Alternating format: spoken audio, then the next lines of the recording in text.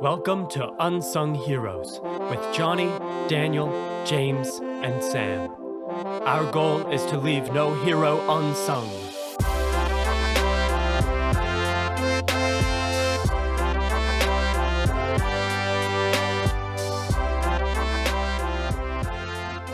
Welcome to the Unsung Heroes podcast. I'm Johnny, and I'm joined here with some friends. We have James. Hey, everybody. We have Samuel. Hello. And we have Daniel. Top of the morning to you, lads and lassies. Oh boy, he's Irish. All right. Well, I have a few announcements for our audience. First of all, this is going to be a special episode and the first of a few special episodes. So this will be our announcement for the end of season 1 of the Unsung Heroes podcast. And so that means a couple of different things. First of all, that means that this episode will not have a fully recorded and produced song at the end, and probably the next few episodes will not. But we will be making more episodes more frequently. So because now, we're all kind of cooped up in our quarantine, as we know a lot of you at home are as well. We want to provide some more content for you, and, we have more free time too, so might as well start making more episodes, That's right, yeah.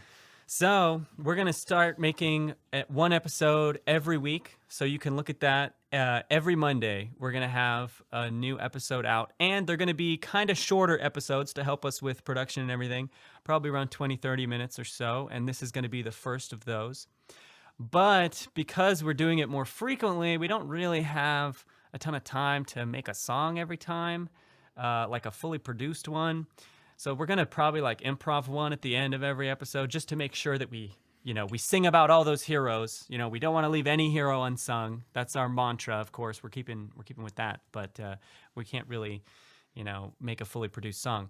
But to make up for that, we are going to be releasing every song that we've made so far as an album for your streaming pleasure on whatever service you choose. It'll be on Spotify, Apple Music. Wow. All right. That's right. Great. And you can go back and listen to some of your favorites, like the Admiral Yi episode. Admiral Yi can't come and make it right. Or the Lady True song. Yo, it's Lady True. She was. Or go back to some of the classics like Mad Jack Churchill. Mad Jack, the man who knew no. I miss the classics. Yeah, oh, so good. Good. All of those will be available as an album under the Unsung Heroes. We're going to be releasing those. Stay tuned for on our social media, Unsung Heroes Podcast on Instagram and Twitter. We're going to be announcing that, but you can go listen to those. Also, those will be higher quality than they are in each episode. So normally when we produce the episodes, we have to compress them down to make the large file of the episode small enough for you to stream. But when we release this album, they're going to be higher quality, so you can go listen to those as well. It's going to be good. What are we going to call the album? We need to think of a name for that. Man, I don't know. The variety album? I don't know. The best album ever? Don't best listen album. to this if you have particular genre tastes. No, probably something simple like Unsung Heroes Season 1 or something. That I makes don't know. sense. Yeah. Ooh, yeah. Also, we're going to be releasing some of those on YouTube, kind of one at a time. So you can go look at our YouTube channel for that. Mm-hmm. We'll have those linked as well. But for this episode, we want to make this one a little bit shorter as well, so we can kind of ramp it up, get this out to you guys quicker. So we have James here. He's going to talk to us about a hero named Corporal Wojtek. That's how you pronounce it. Yep. Man, that's a crazy name. It's got some Slavic origins in there, so it's a little bit of a... Borlaug to Wojtek. Wow. Yeah. So why don't you go ahead and tell us about him, James? So this one's going to be a slightly different episode in many ways, not just because of the brevity of the episode, but also because we don't know a ton about the inner thoughts and details of Corporal Wojtek's life. And hopefully you'll see why here in a little bit. He has somewhat of a tragic story, but in the same sense, it's very lighthearted. And I'm also going to be, unfortunately, breaking our sacred rule, which we have not done a very good job of keeping. But this was a World War II figure. But Oh, hopefully, come on. Oh man. hopefully by the end, you guys will realize why I decided to go this route, even though Is it even a rule at this point? It's more Probably like not, like a but- suggestion or something. we'll call it the Great Suggestion of the Unsung Heroes podcast. Well, I will say a lot of the other heroes we've done might have been alive around World War II or have done something in it, but they haven't been primarily known for what they did in World War II, except for Mad Jack Churchill. So I think we have kept the rule pretty well. Although I have to say, so many people try to, they submit possible heroes for us to talk about, and they're almost always World War II people. Yeah, I've had that happen too. A lot of Yeah. people will write. A lot of my friends will write me, and they're incredible people. But I mean, It's understandable. How honestly. dare you suggest a World War II hero? You know, stop writing me. That's the reason why we made the rule, because it's way oversaturated. That's like all anyone ever talks about. Honestly, even if any of our friends send us World War II heroes, we appreciate it. It's fun to read about those people. Absolutely, yeah, So it is sorry if when we don't Yeah. feature them on, that's why. Stop trying to make World War II happen. It's No, not Samuel, no, that's not the message, Sam. but hopefully you guys will realize why this one's interesting. And to be fair, he didn't actually engage in any combat for obvious reasons, as you will see. But it's kind of a funny story, so hopefully you'll enjoy my take on this one. Wow. So with a name like Wojtek, where's he from? Okay, so that's actually a great question. And I'm actually just going to answer that question by beginning his origin story and kind of telling you how his life kind of got started in a sense. So Wojtek was a young orphan lad when he was discovered in 1942 by a group of Polish soldiers who were taking Polish civilians and helping them. They're basically being deported by the Soviet Union at the time, who was in charge of Poland. Some soldiers were taking these citizens down to a location near Iran in a town called Hamadan. So it's kind of a complicated story. We don't have time to get back into it really at all. But basically, to give you some background, the Soviet Union sending Polish forces down south to Iran, and they're escorting civilians. And on the way, they find this young, scrawny Kurdish boy whose mother had been killed and was just an orphan living around the railroad track at the time. And this is one of the reasons why he's given a Slavic Polish name, is because he didn't really have one, nor did he have any parents when they found him. So one of the refugees who was in this group going down with this Polish regiment, there was a refugee girl, and her name was Irina Bokowicz, I think was her name, and she's 18 years old, and she saw this young lad, and she was moved to pity in that he was living by the railroad track again, no parents, had no means to sustain himself, so she convinced one of the lieutenants in this group, who she was close with, to allow her to take the small orphan with them, and basically to adopt him.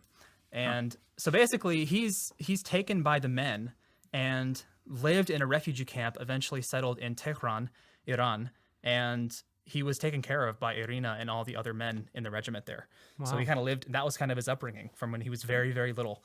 And so roughly how old was he when they found him? I don't know exactly, but he was pretty young. I don't think he was beyond 5, 6, probably. I don't think he was older than that at all. He just from what you've said so far, he reminds me of Ulver from The Wheel of Time. That's a good reference. I don't think any of our listeners will get that one, but that's a great. If you guys got that reference, you'd love it. I mean, it's no, kind of a come young on. We lad. have some listeners who probably have read. I mean, You're probably right. Yeah. You're probably right.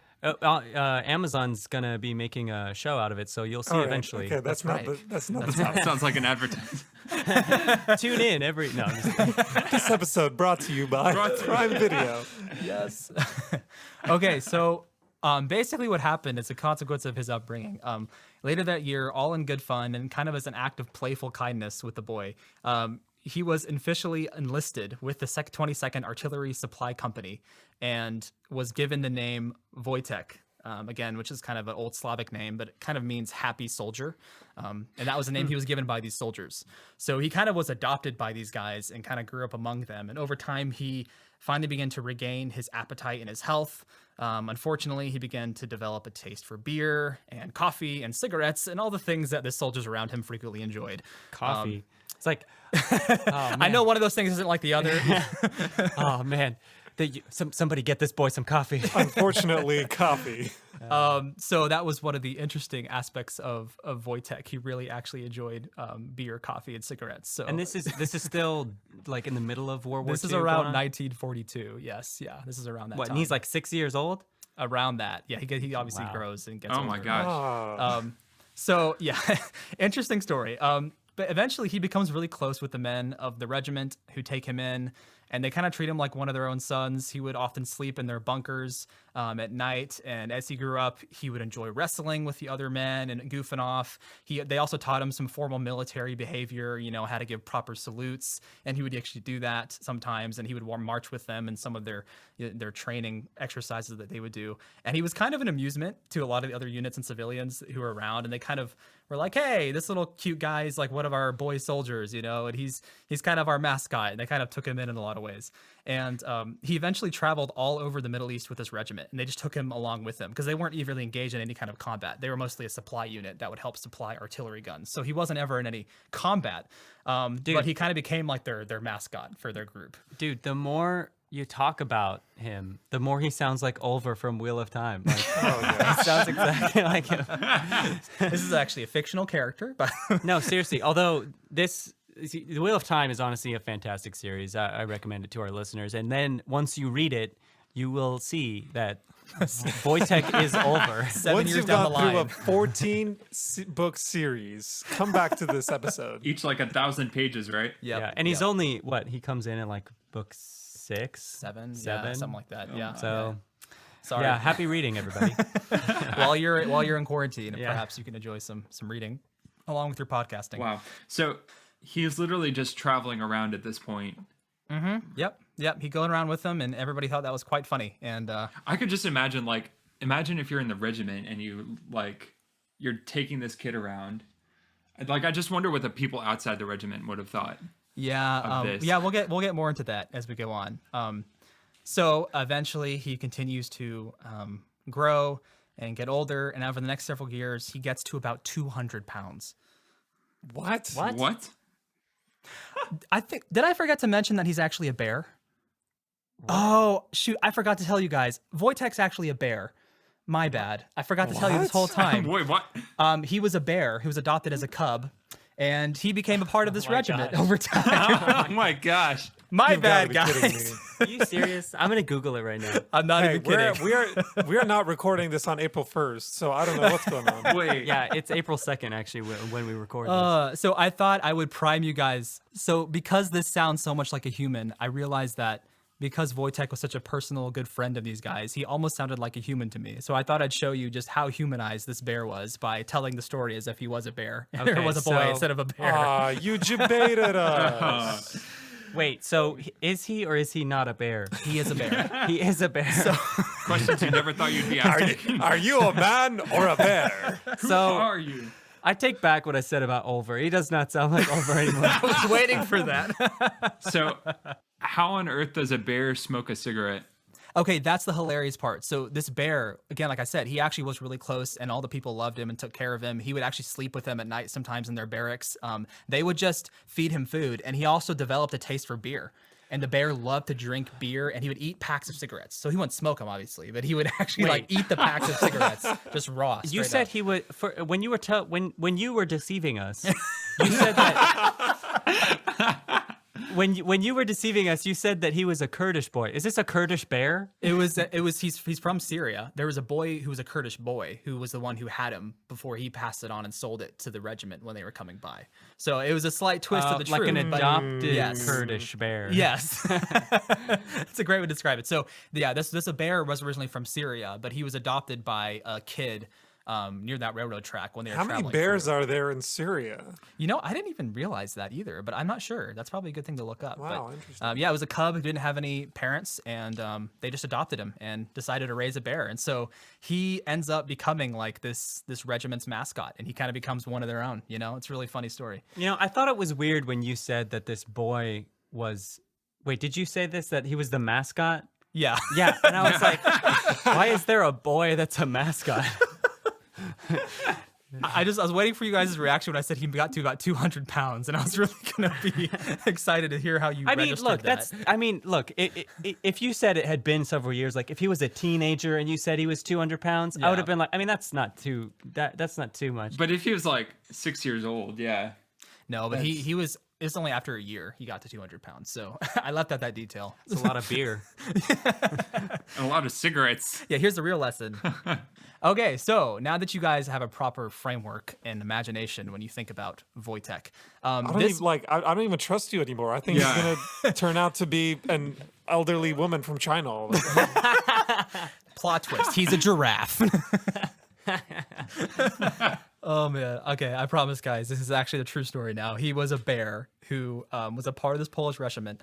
And so what happens is, as this group is traveling through the Middle East and they're going through Palestine, eventually into Egypt, this Polish regiment is going to join the British invasion of Italy. I think this is around 1942. But mascots and animals weren't allowed on the sea craft that they were going to be embarking upon to get to Italy. Wait, how know, many that's fair. regiments had animals and mascots? None. I mean, but it was the idea, like, some people might have dogs or cats. Or, Enough that they had to make a rule. I love that. Like a captain is looking at the bear and's like, wait a second.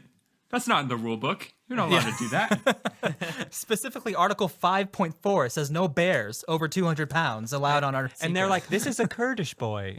That's not a bear. The captain's like, you're deceiving me. Oh, no. So what happens then is that because they are really wanting to take Wojtek with them on the sea craft, they bypass this restriction by promoting him to the rank of private in the 22nd Artillery Supply Company.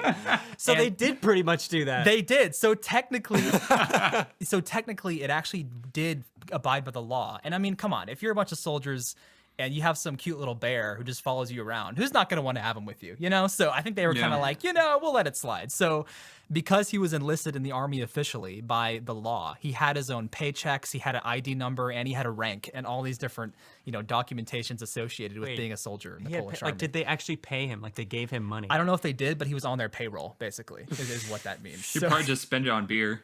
Yeah, beer and cigarettes. I think he might just be the highest paid bear in human history. Yeah.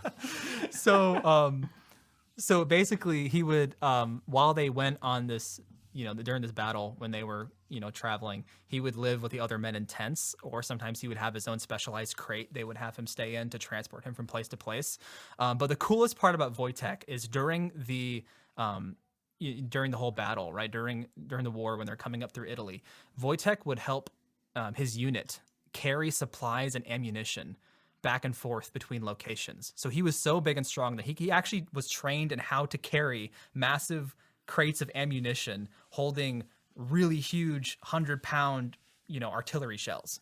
Like crazy things like that would take 2 or 3 guys. He could carry by himself and just walk it over to different places. And he trained, he would sometimes walk on 2 legs in between their regiment when they were marching together. He was trained how to, like I said before, give a salute to them. And it was really funny, but he was kind of like an actual assistance to this regiment who would help carry supplies for them. I thought that was really, really funny. That's And so amazing. there's actually a great picture online. I have one up here pulled up right now, but the 22nd's emblem eventually became a bear holding an artillery shell.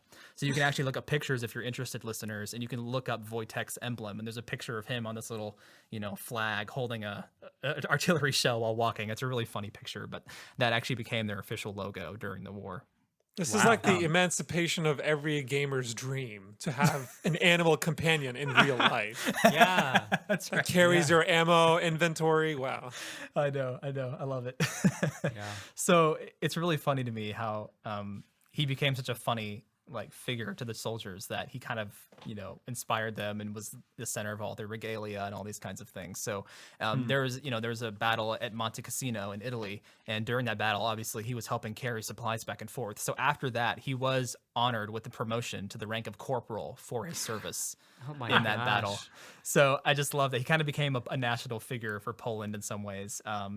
What basically, again, this is a short episode, but after the war, he was transported to Scotland, and his regiment actually went there as well. So this Polish regiment relocated to Scotland, and he lived out his days in Edinburgh in the zoo there, and eventually, lived in the zoo and lived quite a long life for a bear. Apparently lived about 21, 22 years old, and he was lauded as a great hero of the war. And there are currently some statues of him in Scotland and Poland, and you can actually look up pictures of him. They had some great pictures you can find on the internet.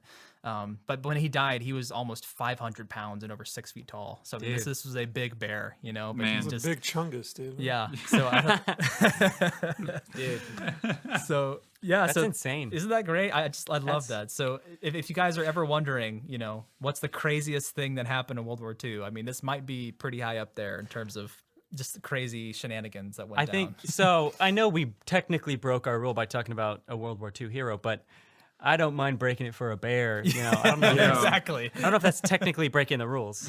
Yeah, it's understandable now. So I guess we could tell our audience members if they have other animals from World War II, they could send them our way. Yeah, You open up the box, man. All It's like those, a whole like- bunch of heroes. all Apparently. those like carrier pigeons and all that stuff. Pigeons. Yeah. Yeah. Wow, that's insane though. Wow. Yep. And so even when he was in the zoo, apparently they would still feed him cigarette packs sometimes, and he would just He would go at eat it. them? Yeah, he would eat them. That doesn't sound healthy for Yeah. a bear Maybe or a it's- person. Hey, he lived to a good old age and was 500 pounds, so I consider that a happy bear life. I Honestly, guess. Yeah. Wow. What an unbearable diet. Oh. Wow. Sorry. Well, that's crazy. How did you even find him? He Googled bears during World War II. List of bears. So I actually had a friend in my other job who he was like, hey, there was this bear during World War II, and you should like pretend that he wasn't a bear in your podcast sometime. And I was like, that's actually a really good idea. So I looked into it. So it's his fault we were deceived. Pretty much, yeah. So I thought that was a pretty hilarious idea because he does feel so anthropomorphized because he's just kind of this, Yeah. promoted companion of this regiment. So Yeah. Just And really- he was a corporal, so it's like you don't jump to bear when you hear corporal. I mean, imagine like there are some people who were outranked by a bear in World War II. Yeah. I mean, that's gotta be a shot to the ego. Dude, people. Whenever people tell me about like, oh, have you heard of General Smith? I'm gonna be like, okay, is that a human? Yeah. Like, why do you need the distinction, man? Listen to episode 13. Yeah. Wow. Well, thanks, James. That's what a riot, man. I mean, that was What a ride. What a Yep. What a crazy roller coaster of emotions I just went through about a bear. I apologize for the deception like- in my voice. Yeah. Joy and betrayal at the same time. Yeah. Yeah. Well, I think we're gonna about wrap it up for this episode, but I just want to thank you, listeners, for all of the love and support you've shown us so far this Yes. season. We're going to be bringing you these episodes kind of a little bit shorter, once a week. Check that out every Monday. Stay tuned. Share it with your friends, your family, your parents, your children, your bears.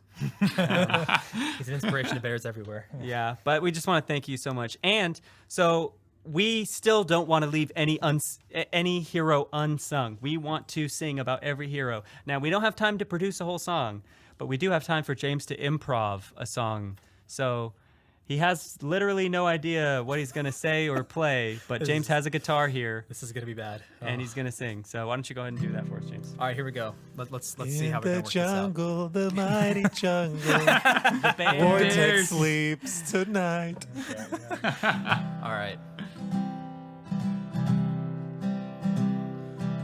There was a corporal in World War II.